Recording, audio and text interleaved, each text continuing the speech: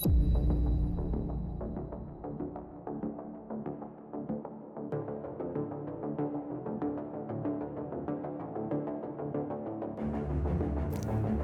Allie. How you doing today? Good, Dave. How are you doing? Awesome. Welcome back to the Situational Edge. I think last week we were ended on wanting to look into the fitness aspect of how that fits into your self-defense programs. And I'm going to lean on your expertise because of your background. I'm only a participant in it, whereas you're actually a personal trainer. Thank you. Thank you. Yep. So a lot of people have trouble making that bridge. What does self-defense have to do with what does fitness have to do with self-defense? Right. Well, if I can't at least try to run like 40 yards, right?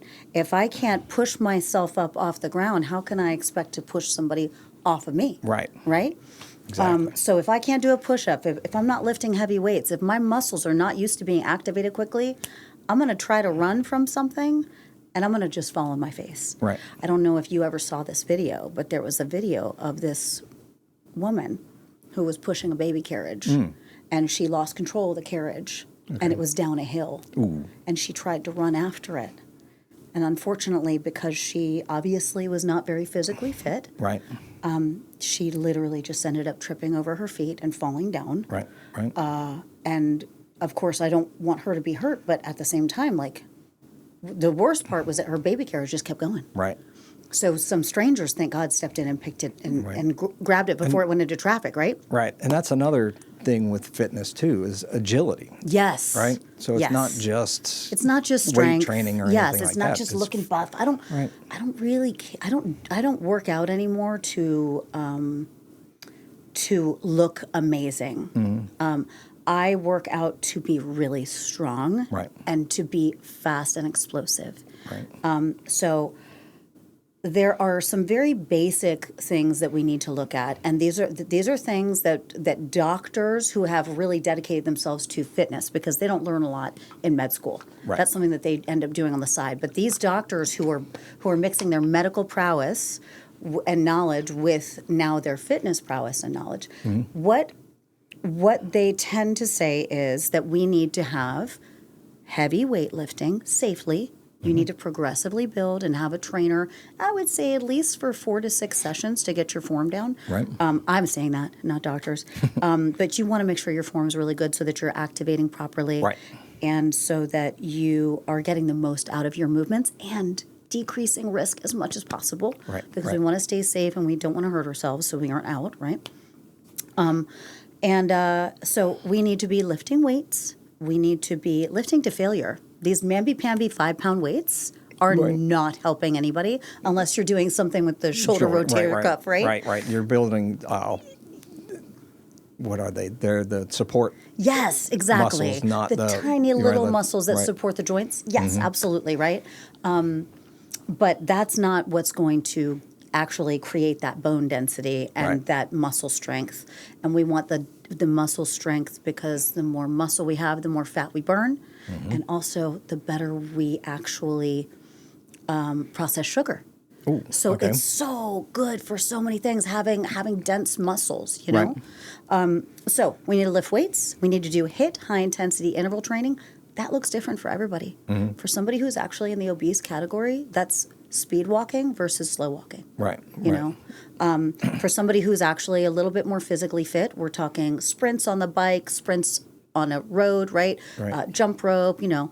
And then, of course, we do need a little bit of cardio, and we need something with impact, jumps. Right. So even if you're starting just Now, jumping a So little bit. let me ask you Yeah. this. I know why, but maybe our audience doesn't. But why the jumps? Bone density. So And one other thing? yes. Lymphatic drainage. Okay. Right. You talk more about that because that's something you kind of deep dove into. Well, that's something that I've seen. I actually got a small trampoline for that, just to bounce, to help clean out your lymphatic system. See, you're talking about bouncing without impact. So that wouldn't help with bone density. Oh, okay. But that does help with lymphatic. Here's the key with lymphatic. So more jump type things. It's getting the blood really flowing. Okay. So because blood pushing through the lymph is actually one of the few things that actually clears the lymph out. Okay. So I think that's kind of the vibe that you were rolling on. Right. What I'm talking about, which that is very important, but the other side of it is the bone density where you actually need a little bit of impact. So gotcha. it may start with maybe you just put some hopscotch forever and some tape in your hallway. And every time you go through, that's where you start. But I would love to see people eventually just building. First, you're jumping 2 feet, landing, right? And it's only this high. And then you're building to this high, and then this high, and then waist high if you can. So you're jumping off, not on. You want to jump onto it, onto the platform. And it should be a nice, firm platform. I gotcha. Okay. Yeah, so you want that impact, right? Right. I've started jump roping again just to get a little bit more of that, you know. And also it makes my calves look really good, which is a nice side effect. So I don't have to sit there doing calf raises, forever. Right. Yeah. And you have to do something you enjoy. This is the key, right? You have to do something you enjoy. If you don't, you're just going to hate doing it. Yeah. And the other thing with that is doing it it might be, I don't want to say hateful at first, but it might be just something you have to get over that hump, right? Right. Yeah. You do it even when you don't want to. Yeah. After about 6 weeks, then it's like, okay, I got to go down and do that, right? You're speaking to discipline. That is fantastic. And then, after about 3 months, you can't do without it. Once you start to get that dopamine hit and that the endorphins, right. And also, and I don't remember what these chemicals are called, but we actually secrete happy hormones from our muscles when we squeeze them and when you're lifting heavy weight, right. When you're really straining, right? So to be able to build up to that and feel the difference, and there's so much data out there more recently showing that actually working out is more effective than antidepressants. Right. Oh, absolutely. So I really, not that people shouldn't take meds if they need them. I'm not saying that, but also do this, right? Right. I know a lot of the sort of guidelines have said, a half an hour a day. I say about 45 minutes. 45 minutes to an hour. Yeah. Yep. I like to do a lot more than that. Right. But I'm trying to be essentially as close to an elite athlete as I can get to at my age. Right. Right. And I am 47. I'm not ashamed to say it. Right. So, and I plan to be active until literally I cannot be. Right. And that's my goal is, more longevity in life. Yes. And mobility more than, the way my body looks or anything like that. It was, when I started, about looks and just, trying to get that. That physique going. Well, not physique was like secondary because of, my health issue. Trying to get that under control, and physique came second, but it was still there. And little changes in the mirror drive you to do a little bit more the next time, push you. right? Yes, yes, that absolutely. is a nice reward, right? Yep, absolutely. I know this can sound very overwhelming to people who don't work out that often or who have never actually started. Right. And the key is start small. Right? With my brand new clients who have never worked out or who haven't worked out in like a decade, we start literally 2 days a week, slowly building over the weeks until eventually I want them to get up to 5 to 6 days a week. And you don't have to go crazy hard every single day, but you do need to push yourself a little bit, right? Absolutely. And then there are people, and my heart goes out to people. I've had to modify some of my workouts due to the fusion in my spine. I've got 12 of my vertebrae fused. Shoo. Yeah, I am titanium, bro. Wow. I got titanium in my spine. So I have to do, and actually the data that I read a long time ago, I don't know if it's still true, showed that by the time, I was 12 years old when I got this. Okay. By the time the people who got my surgery around that same age were in their 40s. They were in wheelchairs or using walkers. Oh, wow. And that has been one of the major motivators for me. Right, exactly. Because I refuse to be helpless. Yeah, absolutely. I mean, so it's if I could just try to help people see, you don't have as much time as you think you have. Right. And the minute you stop moving, you're losing. You're Exactly. losing muscle mass. You're losing agility. You're getting stiff. You're losing your flexibility. And that may sound dramatic, but it is 1,000% true. Comfort's a killer. Dude, it is. Right. Comfort is a slow death, right? Right. That's why I always say. So, and then I always also say movement is the elixir of life. Yep. Right? But in terms of modifying, it's really important to know how to modify. You want to work with a professional who understands if you have something that's going on that that requires modification, right? So I took a lot of training. Right. I worked with a lot of different trainers. I got some really great insight, and that's how I was able to put together some programs for myself and now for other people who need help modifying, right? Right. Now I know you had talked about you ended up running into a major. You were starting to work out. You were getting your Right. strength up, Yep. and then you ended up hitting a wall with some pretty big health issues. Right. How did Right. you end up modifying? So Because you refused to give up. right. That's exactly. so key. It is. I did give up for about a month. That's it was fair. like, A month is hey. It hit pretty hard. You know, I was like, It can be devastating. because at that point, you know, I was probably 2.5 years into working out 6 days a week and lifting heavy. Good. Yes. To the point where I messed up my shoulder, Yeah. you know, a little too much, Yeah. not knowing what I was doing, being hard-headed and trying to do it myself. There you go. All right. So right. get a good personal trainer, Right, Russ. Okay. exactly. Who can show you form? And then got the news that I had an enlarged aorta. And my first cardiologist was like, we really don't want you doing any powerlifting. I was like, what does that mean? What do you mean by powerlifting? Right. And he was like, as long as you breathe through the exercise. Oh, so and right. Right. So my current cardiologist and vascular specialist was like, you can't lift any more than 30 pounds, period. That is devastating. Right. Because just so the audience understands, how much were you lifting? Like, what was one of your heaviest lifts? Bench press, I was working out with 135 at like 10 to 12 reps, three That's a lot. times. Did you ever do any like single reps at a higher weight? No, because Okay, I was too nervous about You weren't that. there yet. That Right, would have been right, your I- next step, Right. honestly. So, But that's still a lot of weight. The stuff like lat pull downs was like 90. Yeah. Working out Yeah. heavy. And now all of a sudden you're told right, you're more than 30. 30, right? That's And it's devastating. like, so Just deflates the whole luckily, entire. one of the things that happened was I messed up my shoulder bench press, and I had gotten up to bench pressing my body weight, and That's fantastic. messed up my shoulder. Yeah. Got a physical therapist, and he worked with me to get my shoulder straightened out. Okay. And then he was like, once he fixed it, he's like, anything else hurt? And I was like, well, I got knee problem. I've had knee problems my whole life. Yeah, They yeah. just, walk up and down the steps. It Yeah. sounds like somebody's crumpling up paper, and it just kills me. Okay, so it actually hurt too. Oh, yeah. Because a lot of people have that snap, crackle, pop, but there's no pain. Right. So the pain is this was definitely pain, okay. Right. Yeah.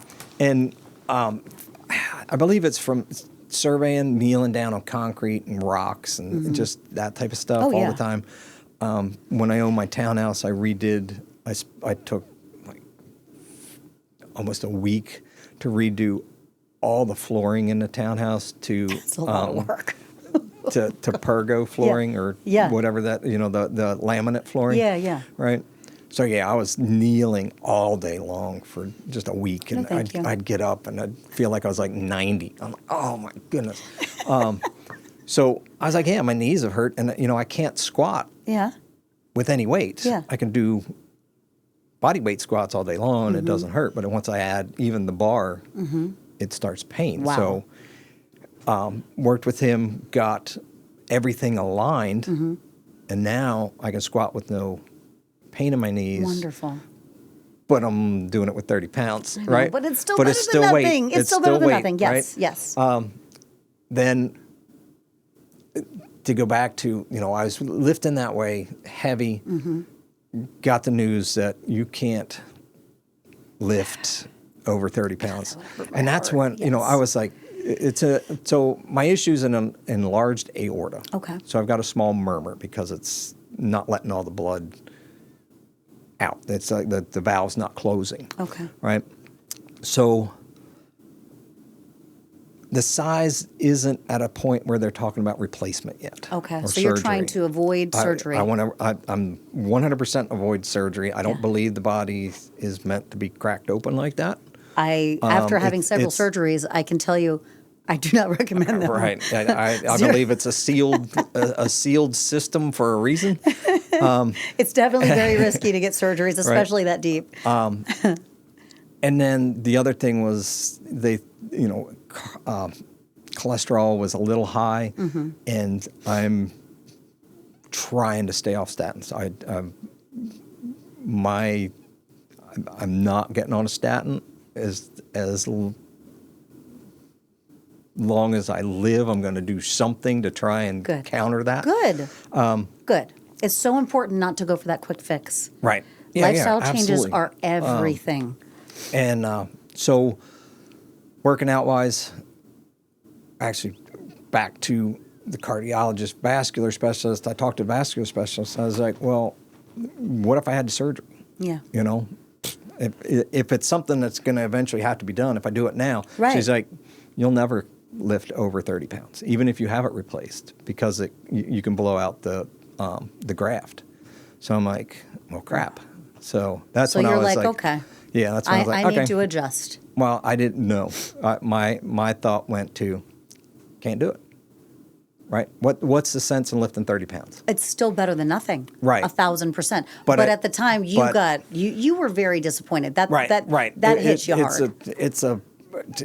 It's a lot of deflation. It is. Right. It is. Especially when you're on a nice roll. Right. Right. Oh yeah, absolutely. I also knew that cholesterol wise, the longer you work out, they're in heavy weights, very physical, the more your LDL lowers. I know. Right? That keeps your LDL lower, and that's what we were concerned with. Yep. And so then you just felt even more deflated, it's like, Yes. So. But dude, talk about here's what I want the audience to hear, right? What made you finally go, you know what, fuck this? Like what was that turning point where you were like, no, I need to do something because I had gotten digging deep, right? I got to the point where it was like, you know what, I've got to get back to it. I had my blood work done again, and when I had my blood work done when I was working out, it was almost there with no medicine, yes. right? And to the point where I was like, I don't think it needs to be any better, right? If this is natural, this is what it is. And you're eating clean, right. you're working out, Absolutely. you're doing all the things. Yep. And then it just hit me that, part of why that LDL was down where it was and my overall cholesterol was down was because I was working out. Right? I was moving. I was working out. So now I'm still struggling with getting back to the level of intensity that I was because of the program I'm on. Sure. So the program I have now is just 6 major movements. So it's push, pull, squat, hinge, lunge, and carry. And these are compound movements, right? Compound movements, which are right. the best movements, and they are the most relatable to real life and activity. Absolutely. Wonderful. And that's why my physical therapist chose those, because we can not build muscle, but lean it out, let's say. With you can those. keep it activated. You can keep it from getting stuck and sticky. Right. Because the fascia around the muscles and in the joints, it literally will glue to itself. Right. And that's where people get stuck in these positions. You see the people, those hunchback people, right? Or the people who are bent over like this. They cannot stand up. That's that fascia sticking, and it just gets glued. So again, movement is the elixir of life. Right. Even if you can't lift heavy, it's better to lift light than nothing. Exactly. Right. Movement. Right. Yes. Movement. Good. The nice thing about lowering the weight is that it's teaching me, you talked about form, right? It's teaching me to do the forms correctly because I can, that mind-muscle connection, Yes. right? So I can, it might only be 30 pounds, but I can You're feeling it. use just that muscle to move it, as opposed to with a heavier weight like I was doing before, where you're activating a lot of muscles to move it. Kind of takes the ego out of it. Yeah. You know? Oh, And it it's takes like, the ego cannot be there. Right. Yes. Right. No, that's So, fantastic. Again, not feeling the same way muscle wise, Yeah. but as far as Look, energy wise yeah. and movement wise, I'm back to where I was. Wonderful. So- And it's not ideal in terms of generalized, right? Right. But again, you decided, I'm not going to give up on myself, right? Nope. I'm going to make this work for me. Right. And that's what people don't understand. I don't care if you have trouble walking up the stairs. You need to figure out how to walk again. Right. And how to, right? I would say, with what I've been through with my physical therapist, as far as alignments go, if you have trouble walking up the steps, something's out of alignment, Oh, and you need to get absolutely. with somebody Yep. and get that straightened out. Because, like I said, I've spent at least 20 years with knee pain walking up and down the steps. Yep. I don't have any pain in my knees anymore. Lovely. Yeah. Right. Yeah. So and I lived it's- with pain in so many different areas. It's crazy. I got 12 of my vertebrae fused. I know. Nobody told me to get PT. Right? Like, are you kidding me? Right. Nobody told me to get PT. You know how many people I hear who had surgeries when they were younger, they never got PT. Right. Unless you are a collegiate athlete, they don't give a shit about you. Right. Like, they right. don't You've care. got to search it out yourself. So I finally figured out, essentially in my late 30s, that's when I finally started getting PT because I had debilitating hip pain. It was keeping me up at night, right? There's things that you need to look for in a good PT. Absolutely. Right? Don't even get me started on that. If you guys want to ask that question, don't hesitate to drop it in the Right. comments. Yeah, I right, will right. address it if you want to talk about it. And then the last thing, in terms of staying healthy, and this didn't have to do with fitness directly, but yes and no, right? Eating single ingredient foods, Absolutely. getting away from the additives, the preservatives, the food coloring, the chemicals. There's a reason why our health drastically has dipped since the 1960s and 1970s, Right. when we introduced a lot of really icky stuff to our food. Yep, And it's yep. only gotten worse, right? Right. So as clean as you can eat, high protein, and leafy greens, and you've got your fruits. And personally, for me, I try to stick with sourdough, and I try to stick with rice. Yeah, right. Yep. What kind of rice? I actually prefer white rice because brown rice is like, this is how I always describe it to women, right? I'm like, brown rice is like the guy who has the really good job. He looks really good on paper, okay? He makes good money. He's polite. He calls his mom all the time, right? He opens the door for you, but then he curses you out in private, okay? right. Brown rice has, like, if you look at it on paper, it has all these vitamins in it, but the shell around it, the insoluble fiber, it actually doesn't allow your body to access those vitamins. Oh, okay. And not just vitamins, but the the good minerals, stuff, right. right? The stuff that's in it. So, in fact, you're actually able to absorb more from the white rice. Oh, I got you. Okay. So that's why, especially as a fuel for athletic purposes and for movement, and you don't need as much if you're not as active. That's the other thing, right? Right, So yeah. getting with a certified nutritionist, a dietitian, learning how to read food labels, these things are all really important, Right. And just starting to make your meals just a little bit smaller, depending on what your goals are. What your if goals you're are, trying right. to lose weight, Right. you don't want to fill a huge plate, right? If you're eating Depends- once a day, Well, that's different. You're talking about fasting. I'm talking Dave is about into fasting. fasting, and Yeah. I love that. But that's not something I've deep dived into. Right. So, or deep dove. I don't know how to say it properly. But doesn't matter. Make up a new if word. you're eating, if you're actually eating several times a day, you Right. do want slightly Right, smaller smaller. portions, right? Yep. Yep. Which is what most people Now- will do. I don't, because I fast. Yes. And because I fast, I don't need to as much. I do kind of pay attention to my protein intake, Good. not calories Okay, or yeah, macros yeah. or anything. Good. But with the eating the way, smaller meals throughout the day, tracking your calories, is that important to So if you're weight eating, loss or? yes, there is a very clear like meta-analysis proof that like calories in versus calories out, right? Right. This is not like some sort of bulimia exercise thing though. Like we don't want Right. to eat something crappy and then try to burn 2,000 calories at the gym the next day. That's not how this works, right? Right. It's consistently eating clean so that your body can actually absorb what it needs and get rid of what it doesn't, and you want to be active enough that you're actually using more than you are intaking if you're trying to lose, or around the same or around the same amount if you want to stay where you are, right? And then of course there's so much more that goes into it if you want to build muscle and yada yada yada, right? But generally, the goal is to get, at least for your protein needs, a lot of the serious lifters will say, like 1 gram of protein per pound of weight. Right. That can be really hard for people.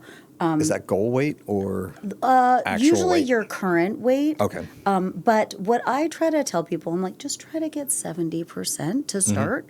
Right. And then as you work out more, you're more active, you'll notice you can actually intake more protein. Right. But with that, so raising the protein, let's say it's animal protein that you're inputting. That's And I'm talking when I'm talking about complete protein. So it's Right. generally, except for soy, which I don't love for some reasons. Okay. It's going to be an animal protein or at least a dairy. Right. Eggs, dairy, fish, Yeah, meat. I forgot about eggs. Yeah. So, but again, I guess that's an animal protein too. But with that, the more protein you get, obviously the more food you get, but it's not high in calorie, correct? Well, or okay, calorie so like, dense. Let's say. look at what type of protein.